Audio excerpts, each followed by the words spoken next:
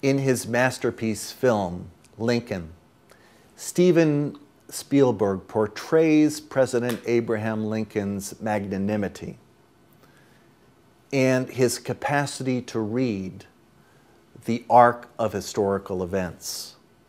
We see it so beautifully in the film as Lincoln anticipates and discovers intuitively and shrewdly the best way to bring the insights of the Emancipation Proclamation into the future of the United States.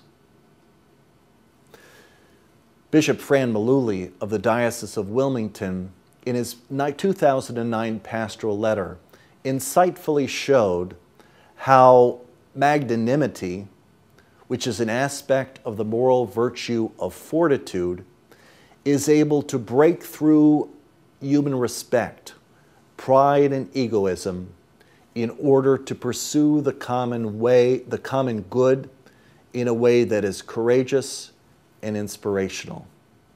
This was the story of the life of President Abraham Lincoln, so beautifully portrayed in the Steven Spielberg film. Lincoln, as we know, was pilloried by the press.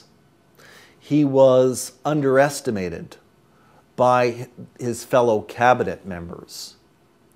And yet, he was always had that beautiful, heroic, and large soul that returned a blessing for an insult. And he always realized the practical wisdom involved in returning a blessing for an insult. It kept him interiorly free. It kept him magnanimous, and it kept his soul large so that he could see clearly his way into the future with a high-minded idealism, and at the same time understand how to bring these ideals to life in an outstanding sort of execution. Congressman Frank Kellogg of Michigan said that Abraham Lincoln is the greatest man of the century. He sees more widely than anyone else in this century.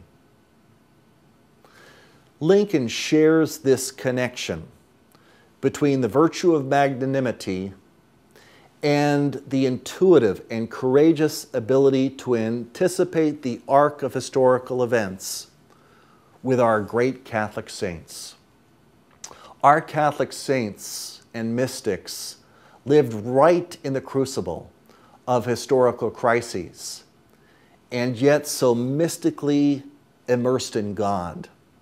They were able, with these magnanimous, prayerful souls, to anticipate the arc of historical events in the church and in the world, and to respond them with heroic truth, heroic charity, and heroic grace.